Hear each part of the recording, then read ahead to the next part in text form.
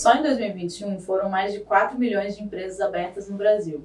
Por outro lado, no primeiro semestre do ano, só 126 mil pedidos de registro de marcas foram registrados no INPI, o instituto responsável por assuntos relacionados à propriedade intelectual no Brasil.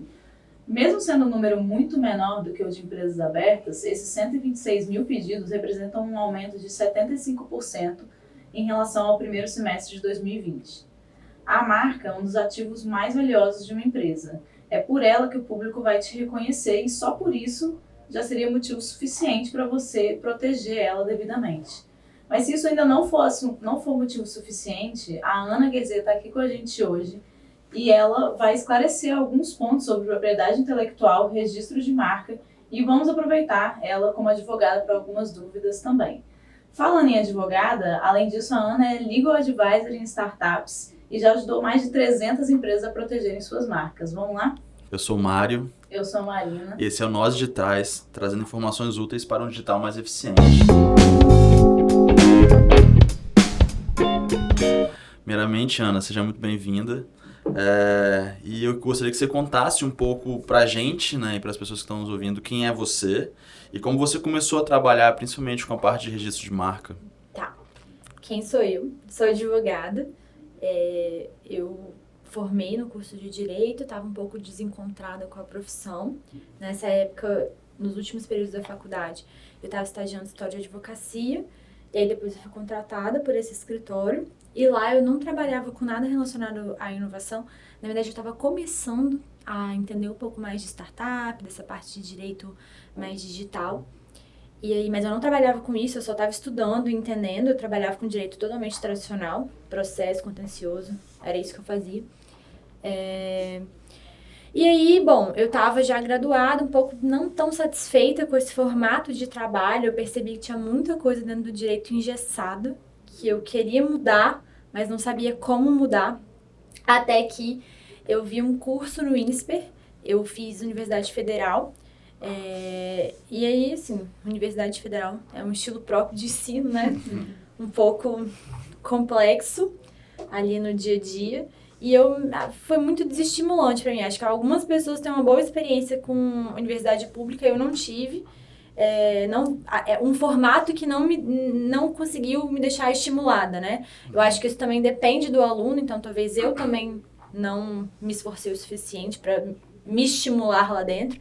Então, o período da faculdade não foi tão bom. Por isso que o INSPER encheu meus olhos, que eu sei que é uma instituição bastante elogiada e tudo. Eu também já tinha feito alguns cursos em algumas instituições privadas que eu não tinha achado que eram bacanas, assim, achei que o investimento não valeu a pena. Mas o INSPER eu confiei que valeria a pena e era um curso de Direito de Startups. Era um curso que estava abrindo, do Eric Nibo. O Eric trabalhou, na verdade, a coordenação foi do Eric Nibo.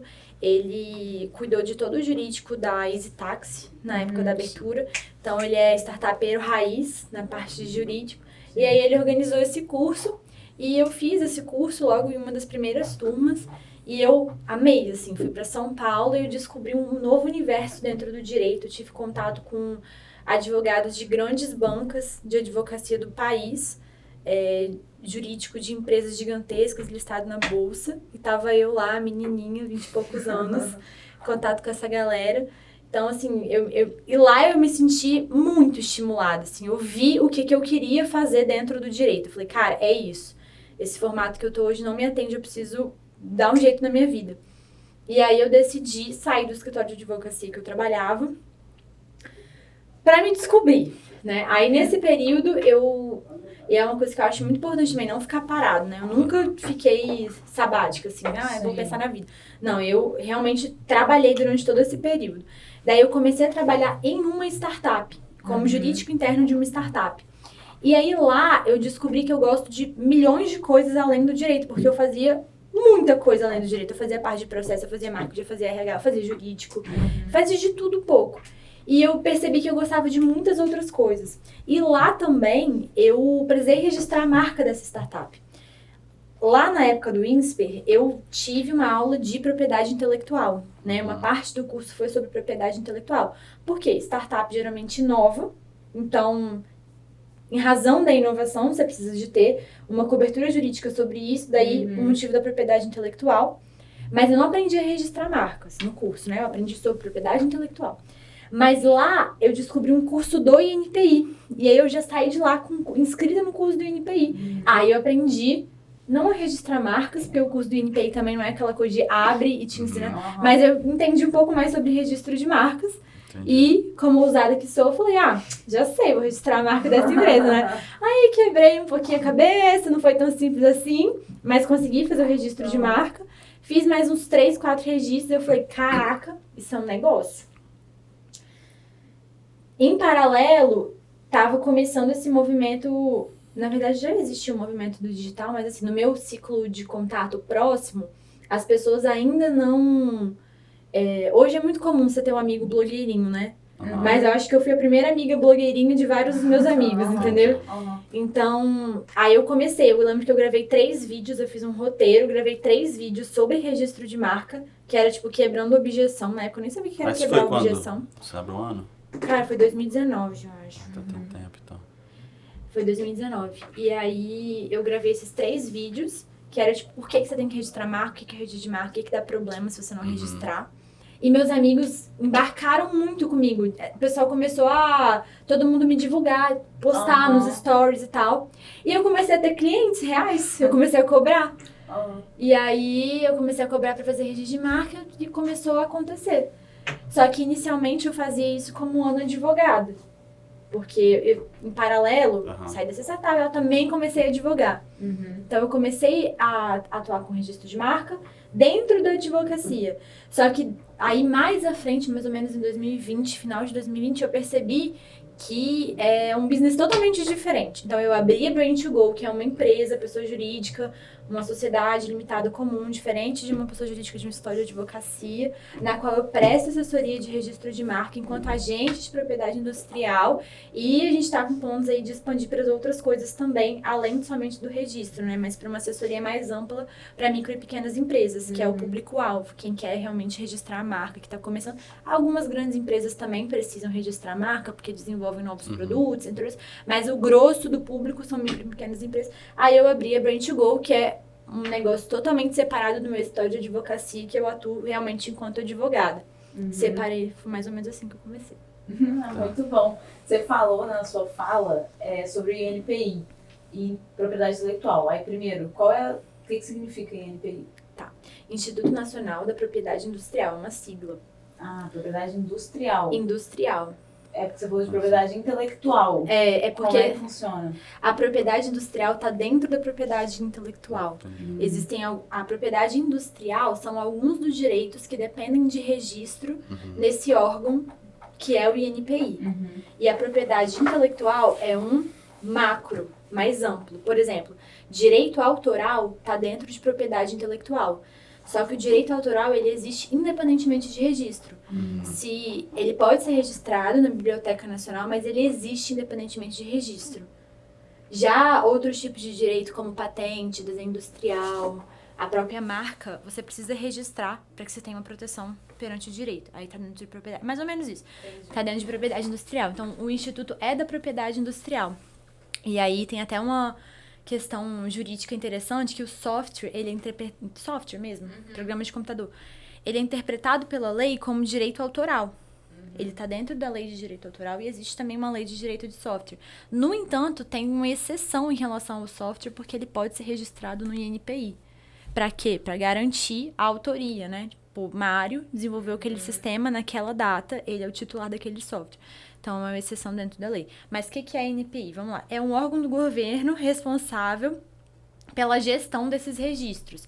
Então, a gente faz um pedido de registro desses institutos do direito, né? Que seria software, marca, patente, desenho, indicação geográfica. Dentro do INPI, um técnico desse instituto vai avaliar e vai aprovar ou não aprovar. Aí a gente tem como entrar com recurso, etc. Ele faz tipo a curadoria desses direitos, né? Então, é uma seara administrativa. Mais ou menos isso. E deixa eu te perguntar, Ana, você estava falando ali um pouco do movimento que você estava inicialmente no escritório de advocacia, você até se apresentava também como advogada, ainda você continua atuando. E aí você falou um pouco da sua caminhada para a Brain2Go também. E eu sei que em relação em relação aos advogados, de acordo com a OAB, tem várias coisas que são limitantes para você fazer, até para se divulgar e tudo mais, e não é algo que acontece com a Brand 2 Go, que ela não é uma sociedade de advocacia e te permite, né, fazer seus anúncios, promover e tudo mais, mas muitas vezes acaba estando vinculada à sua imagem também. O quanto que foi importante, até naquele primeiro movimento que você falou que seus amigos te acolheram, começaram a divulgar, o quanto que foi importante para você em crescimento, eu tô falando tanto como advogada quanto, né, como empresa de registro de marca, fazer um movimento digital para estar um pouco mais presente, como que isso impactou para você, se isso te custou muito de energia ou não, e quanto proveito você tirou disso depois? Então, pra mim, eu acho que as pessoas constroem histórias diferentes, né?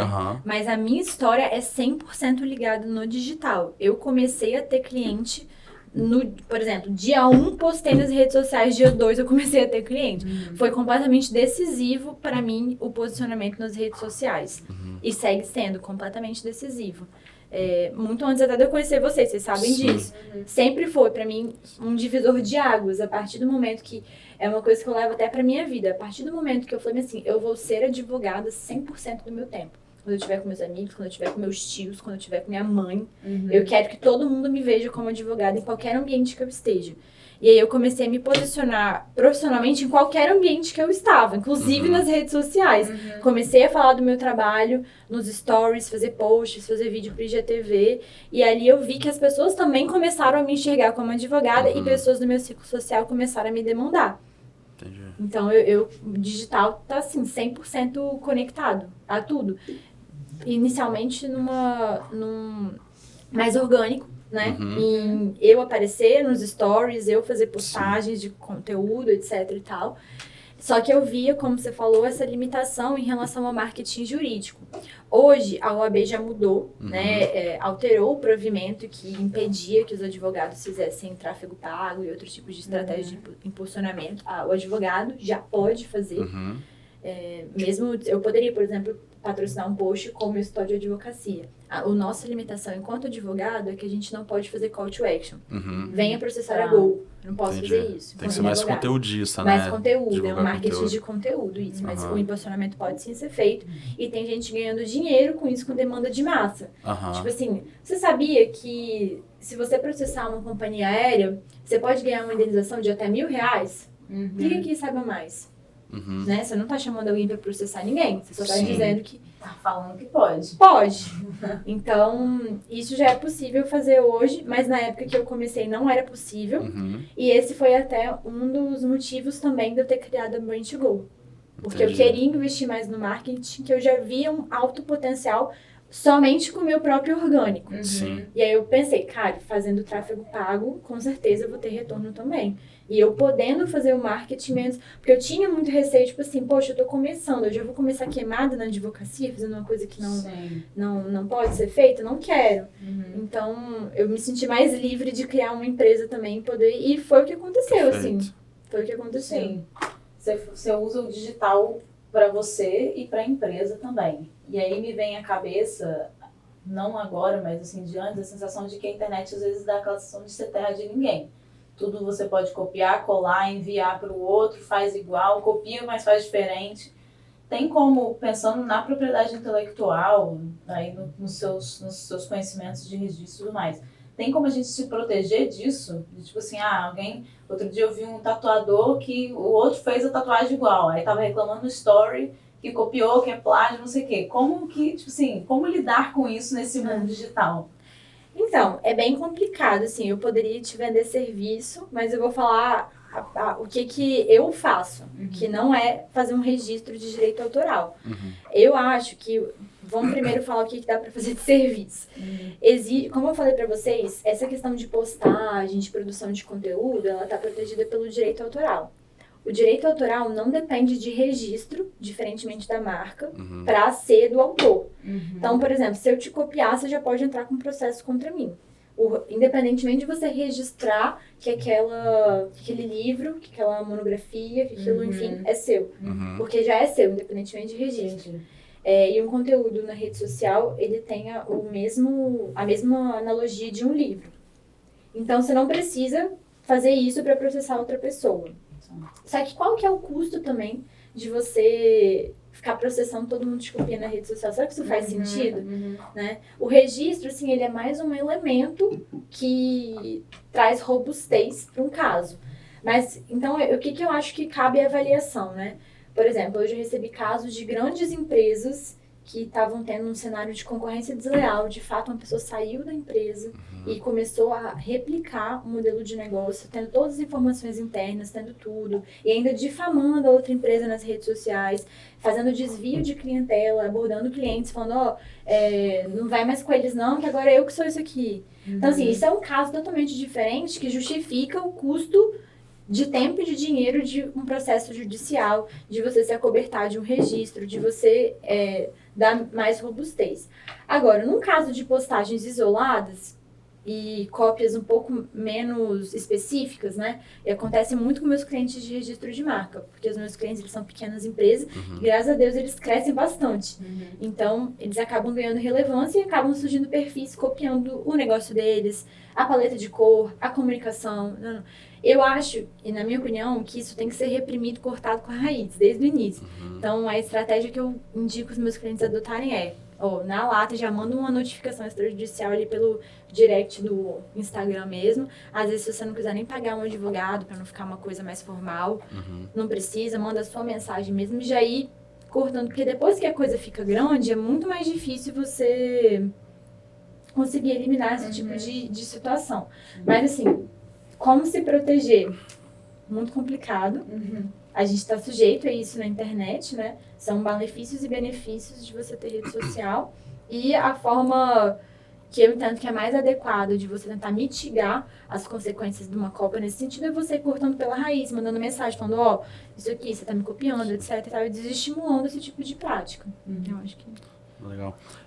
Até continuando um pouco nesse assunto do digital, Mariana trouxe uns dados no início lá que só no ano passado foram 4 milhões de empresas abertas, 125 mil, alguma coisa parecida com isso no primeiro semestre. E a gente sabe que isso provavelmente não vai mudar muito, sempre vão estar surgindo novas empresas, mas não só isso também, as pessoas estão se tornando cada vez mais digitais e elas estão utilizando a própria imagem como uma própria empresa, mesmo que ainda não no momento atual, mas acaba que no futuro ela pode começar a utilizar e aproveitar dos frutos que ela está gerando ali.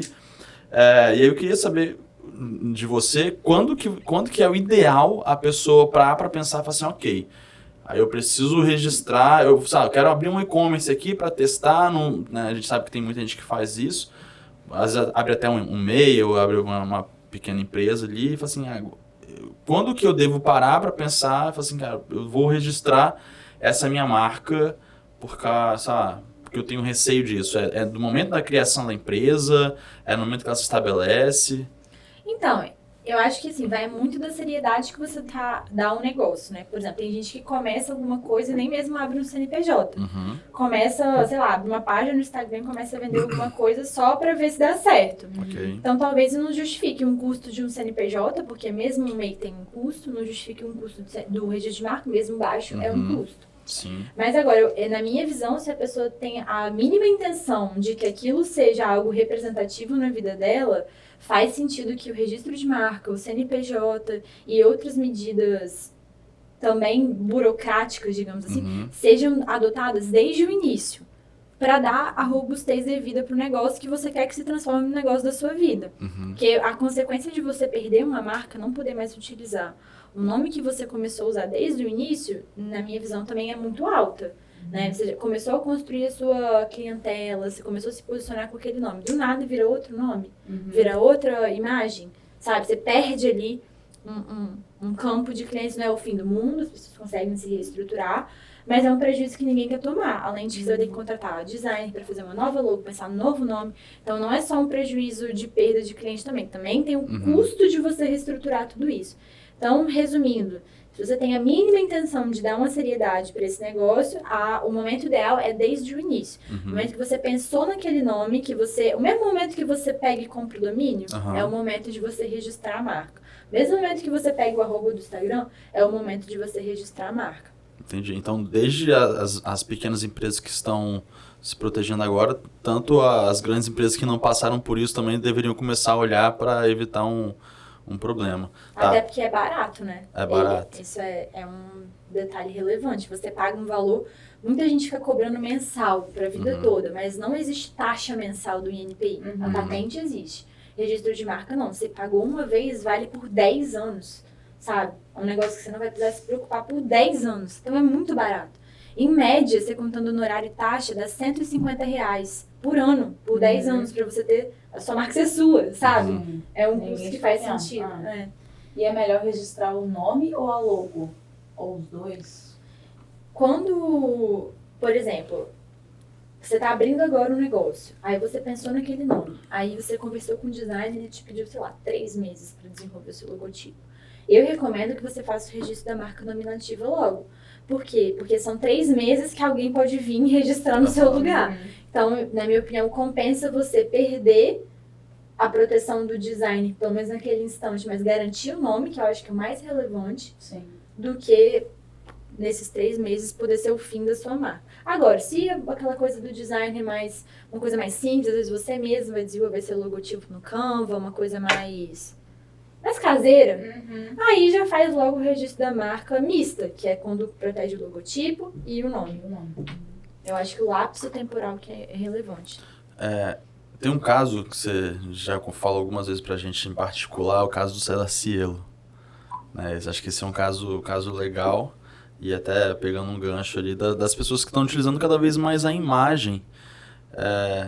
Fala pra gente um pouco sobre, contextualiza um pouco sobre isso e se é importante a pessoa também pensar na própria imagem como uma marca, sabe? Isso é importante registrar. Com certeza, até porque existem muitas pessoas homônimas, elas pensam que são únicas, que só tem o sobrenome delas. Às vezes a pessoa coloca o nome da empresa, tipo assim, Guerzê Ar-Condicionado, que é o meu sobrenome é Guerzê. Só que existem, no caso de Guerzê não, realmente existem poucos. Mas sei lá, se você for um... Ferreira Ar-Condicionados, por exemplo. Ferrou. Entendeu? Ferrou. Você tem que registrar, ainda que seja seu sobrenome. A pessoa acha que por ser o seu próprio nome, ela já tem direito de... Mas, é meu nome. Só que o problema é, quando você utiliza o seu nome para comercializar um produto ou um serviço, ele assume o status de marca. Então, ele tem que ser registrado para que tenha devida proteção. Então, resumindo o que Mari falou, se você utiliza o seu nome comercialmente para identificar um produto ou serviço, essa é a definição de marca, né?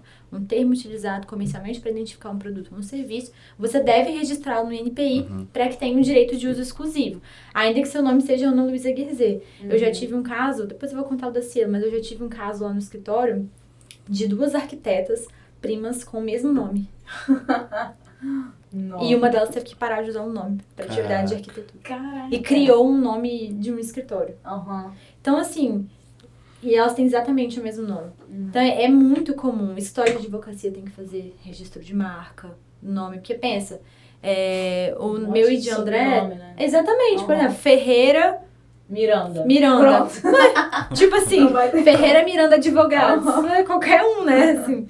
Então, todo mundo tem que fazer... Eu tenho uma amiga que o sobrenome dela é Passamani.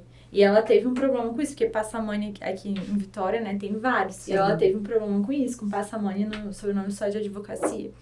Então, qualquer tipo de empresa que utilize o nome, né, para identificar um produto ou serviço, tem sim que fazer o registro para ter exclusividade. Tem casos ainda, assim, que a pessoa não pode utilizar, às vezes acontece, a pessoa perder o próprio nome para utilizar na empresa dela, porque já tem outra.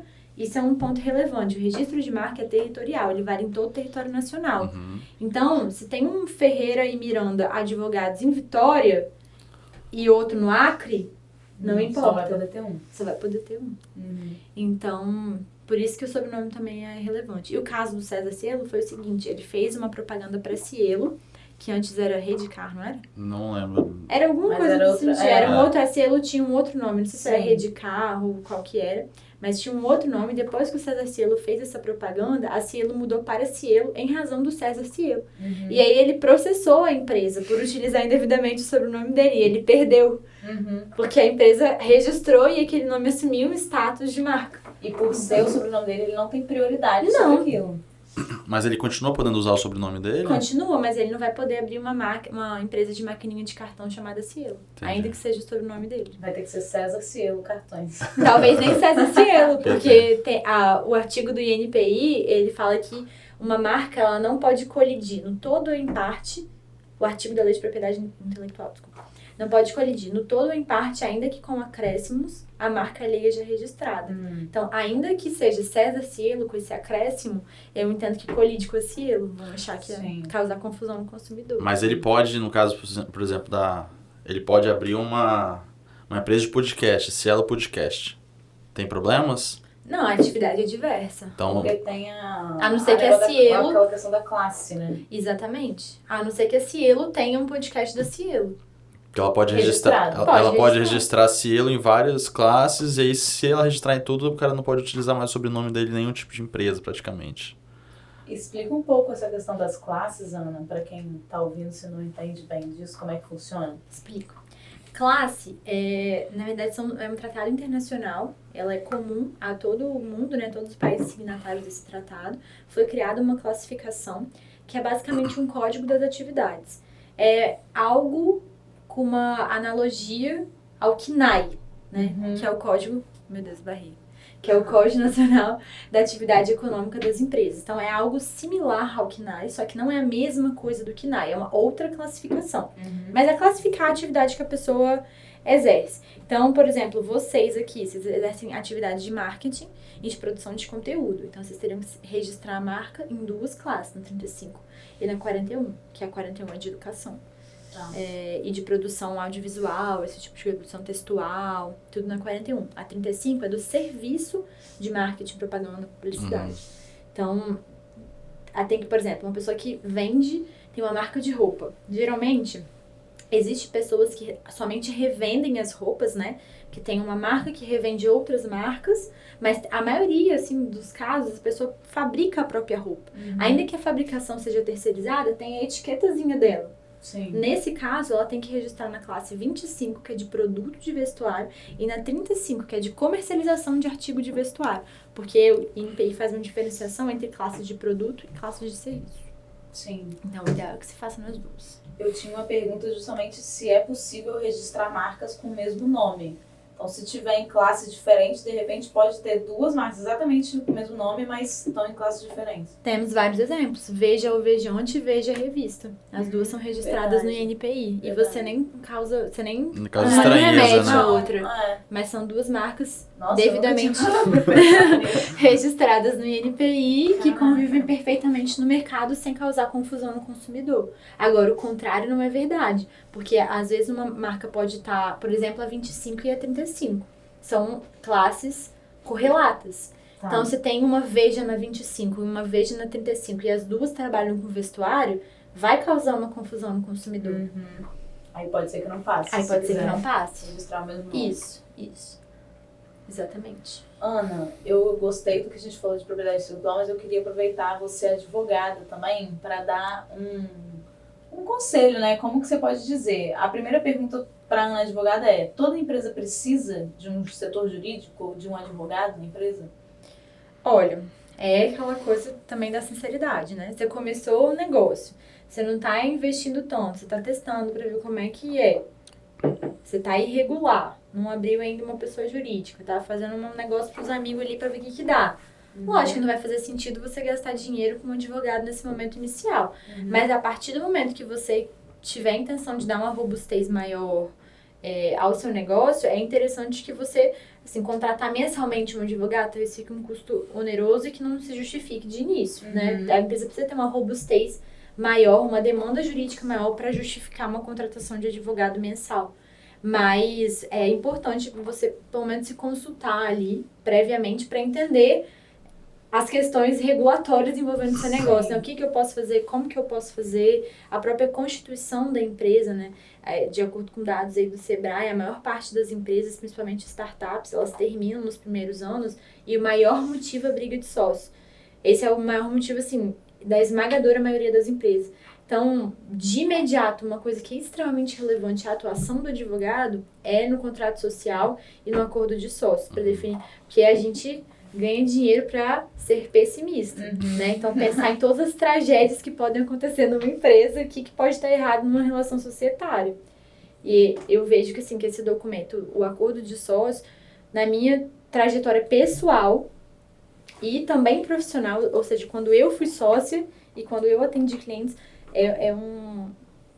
uma parte extremamente importante da atuação. E também regulatório, né? Seguindo nessa, para a gente fechar com a Ana advogada, qual o mínimo que você indicaria para uma empresa que está começando em relação a questões jurídicas? Assim, você falou do contrato social, do acordo de sócios. Imagino que esses estejam dentro do mínimo, mas tem mais alguma coisa? Se a empresa tiver uma atuação digital, que é muito difícil que não tenha, eu recomendo que ela tenha também um termo de uso e política de privacidade, troca, devolução, se for e-commerce, né, do site, porque o termo de uso de um site é como se fosse o contrato do site com o cliente, né? E é daí que surge um monte de problema envolvendo aquele site. Então, é muito relevante que você tenha essas regras com o seu cliente estabelecidas por esses termos de uso. O registro de marca também é muito relevante, né? Às vezes, dependendo do negócio, é preciso um parecer regulatório, porque às vezes o cliente chega assim, eu quero abrir um banco, mas eu não quero ser banco. Eu quero ser uma pessoa jurídica, eu quero ser um correspondente bancário do não sei quem, não. E aí inventa um negócio na cabeça dele e a gente tem que criar juridicamente como que vai fazer isso. Então, a depender do tipo do negócio também precisa de um parecer regulatório. Lógico que se for uma coisa mais simples, nem tanto. Ou às vezes tem gente que quer importar não sei o que da China e fazendo... Aí já existe uma questão regulatória, uma preocupação regulatória maior. E tributária também, né? Porque você precisa emitir nota fiscal, você precisa entender como é que vai ser esse fluxo. Se o negócio vai se pagar também no aspecto tributário. Contratação. Principalmente, outra coisa que é muito importante também é contrato com eventuais prestadores de serviço, né? Que direito trabalhista é bem complicado. Você bateu lá, é difícil você ganhar um negócio contra o empregado. É só a favor do empregado, né? Então, é importante você ter essas regras com o seu colaborador claras, né? Ele é um prestador de serviço mesmo, vamos assinar um contratinho. Se for um dev também, a gente tem que fazer a propriedade daquilo que você produziu, dev. Sim. Então é bom. O mínimo não é tão mínimo assim, né? No caso do direito. Mas aí é aquilo que eu falei, o negócio tem que estar querendo uma robustez maior. Você tá vendendo ali pro seu tio, pro seu amigo. Eu abri uma loja de vender doce. Uma loja não, um negócio online, não precisa ser físico. Tô vendendo doce para as pessoas mais próximas, oferecendo. Você vai contratar um advogado? Não precisam, né? Sim. Legal, Ana. Eu vou continuar aqui agora numa pegada diferente. São perguntas mais rápidas e respostas também um pouco mais rápidas. Mas pra você, Ana, pessoa física. Pode envolver um pouquinho do jurídico ali, mas muito mais a ver com você. O que mais te motiva a evoluir na vida e na sua carreira? Nossa Senhora. São perguntas... Na vida e na minha carreira... Eu gosto muito de desafio, assim, por muito tempo eu achei que o dinheiro era Eu achei por muito tempo que o dinheiro era uma das coisas mais relevantes pra mim. Eu já falei muitas vezes, a época que eu não tinha me descoberto ainda profissionalmente, né? Eu falava, fazer um concurso igual a minha mãe, ganhar um dinheiro ali mensal, tudo certo, vou ser feliz, e é isso. Mas depois eu vi que o que eu gosto não é o dinheiro, né? Eu gosto do dinheiro enquanto resultado dos desafios cumpridos. Eu gosto muito de ganhar dinheiro, eu quero muito ganhar dinheiro, mas a satisfação que me dá não é pelo dinheiro por si só, é por ser remunerada por algo que eu tô me propondo a fazer. Aquela frase do Bruno Perini, que o dinheiro é o elogio mais sincero que você pode receber. Então, eu acho que o que me motiva bastante é isso, é cumprir com esses desafios.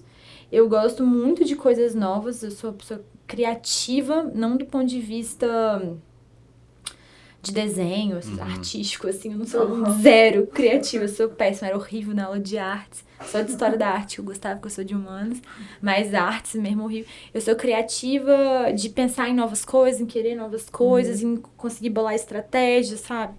Então, acho que isso é o que me motiva. Bom, um livro que você indica a qualquer pessoa, principalmente um empresário? Nossa, difícil. Eu vou falar um livro que foi o primeiro livro que eu li não relacionado ao direito em muitos anos, que foi Sonho Grande. Que eu tava na verdade, eu tava nesse meio tempo de sair de história de advocacia e querer ter uma coisa só minha. E aí um amigo meu falou, você precisa ler esse livro. E foi também parte desse meu despertar pro que eu gostava de fazer, pro que eu queria fazer. Eu acho que é um livro que motiva você a buscar mais, a querer mais e, enfim, eu gostei bastante. Agora, uma pergunta que eu gosto bastante se você pudesse fazer um jantar e juntar 3 pessoas, podem ser vivas ou mortas, Nossa. quem são essas 3 pessoas e por quê, né? Cara, talvez eu não saiba responder essa pergunta. Mas não tem ninguém? Então, isso é uma coisa que eu acho que eu sou muito péssima. Eu não tenho hobbies, assim, muito claros. Eu não tenho... Igual eu fico pensando, André, né, que já veio aqui no podcast. Cara, ele gosta de estoicismo, ele ama Harry Potter, ele tem vários gostos, entendeu? Ele gosta de basquete. Isso Tem vai criar mil ídolos pra ele também, né? Eu não tenho nada que eu sou, assim, fã. Não tem nenhuma pessoa? Eu não sou fã de ninguém. Não tem nada então que eu outra goste. pergunta, alguém que tenha te influenciado. Quem que mais te influenciou, assim, que você lembra? Alguém que tenha me influenciado, uma pessoa. Eu pensei na minha família, eu acho que todo mundo pensa nisso, né? Mas eu acho que, de imediato, assim, eu acho que minha família me influenciou positivamente, mas também a saber o que eu não queria fazer. Porque a minha família, todo mundo é servidor público. E, assim, eu fui criada pra ser servidora pública. Desde que eu nasci, concurso, melhor coisa pra você e tal e tal. E minha família, todo mundo é servidor público, todo mundo tem um emprego estável. Então, apesar de que eles sempre me influenciaram positivamente a fazer o que eu gostava e sempre eles me fizeram uma coisa comigo que eu acho muito importante, assim, eles sempre me aplaudiram, sabe? Qualquer coisa que eu fizesse, ai, muito bem, filho, você é muito inteligente, filho, você é muito isso. Eu acho que isso foi me dando gás pra querer mais, entendeu? Então, isso foi muito positivo, essa influência, esse aconchego, mas também eu vi que eu não queria seguir o mesmo caminho deles. Então, acho que eles me influenciaram bastante na minha vida. Boa. E pra fechar, qual foi a última coisa que você aprendeu? Pode ser uma coisa muito boa ou uma coisa muito séria. Gente, essas perguntas têm que ser brifadas previamente. Não, tem que ser na hora. Porque, assim, muito complicado. Pô, você tá reformando, você tá se casando agora. Com certeza tem um monte de coisa que você tá aprendendo lá que você nunca tinha parado pra De pensar. reforma, né? De festa, de organizar festa. De coisa pra, sei lá, de produto pra colocar na parede. Revestimento. Eu tô percebendo que, assim, que essa parte da engenharia civil tem muito espaço pra fazer muita coisa, que o povo é muito ruim, meu Deus.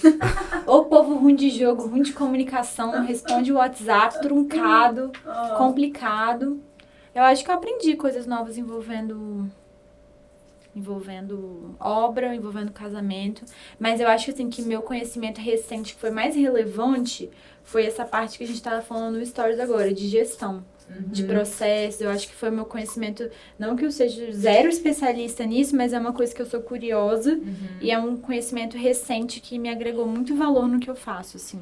Ai, que bom. Legal. Legal. E tá, essa é a minha última pergunta, mas tentou finalizar antes de mim ler. Mas que dica você daria para as pessoas, para quem tá começando na carreira de advogado? Pra quem tá começando na carreira de advogado. Ou que tenha lidado com direito. Tá, pra quem formou no direito, formei, não sei o que eu quero fazer, a dica que eu dou é nunca, pra todo mundo, nunca não faça nada. Porque você, é como se fosse, o Jim Collins, ele fala isso no livro dele, né? Que você tá, por exemplo, pensa naquele volante de navio, como é que é o nome disso? Volante de navio? Esqueci. Sabe? Não sei. Tá, mas vocês entenderam. O Volante do navio. Ele é pesado, ele é de ferro, pra você começar a girar aquele negócio, tem que... Depois que ele vai no embalo, ele vai rápido. Então, eu acho que é importante você nunca parar, pensar na vida. Fazer nada. Não, faz algum troço. Não vou ganhar dinheiro, é só por experiência. Faz. Nem que você saia no mês seguinte. E testa muitas coisas pra você entender o que você gosta de fazer. Porque uma coisa é você aprender o conhecimento teórico de qualquer área. Outra coisa é você trabalhar com aquilo. É completamente diferente. Sim. Então, eu acho que é muito importante você testar. Isso eu tô falando pro estudante de direito. Aí, agora, pra pessoa que já testou e viu que quer advogar. Aí, a dica que eu dou é... Cara, direito é o mínimo que você precisa saber. Comece a estudar tudo menos direito o quanto antes. Por exemplo, marketing, vendas, gestão. Porque nada adianta você ser mestre, doutor, blá, blá, blá, no tema tal, e você não ter nenhum cliente para trabalhar com aquilo. Eu acho que essa foi a primeira porrada que eu tomei da vida. Foi tipo, ai, quero ser advogada, que legal e tal, quero abrir meu negócio. Mas e cadê? Eu vou trabalhar com quem? Cadê meu cliente aqui pra eu trabalhar? Eu acho que isso que é o mais importante, assim. Formei, quero ser advogado, pense o quanto antes em como você vai captar clientes, gerir seu negócio, entender de financeiro, que até hoje eu faço uma bagunça no meu financeiro, né? Vocês sabem. Então, assim, isso é o mais importante. Legal, até para falar a língua do cliente, né? Com quem você vai fechar. Exatamente. Porque ele não vai falar juridiquês. Não vai falar juridiquês. É um outro motivo pelo qual você tem que abandonar o direito, são outras coisas. Ana, muito obrigada pela sua presença com a gente. Eu acho que a gente conseguiu absorver muitas coisas. Bastante coisa. Das várias Anas que existem dentro de uma só. Uma tagarela, Mas né? foi ótimo. Muito obrigada. Obrigada a vocês. Valeu, Ana. Obrigado.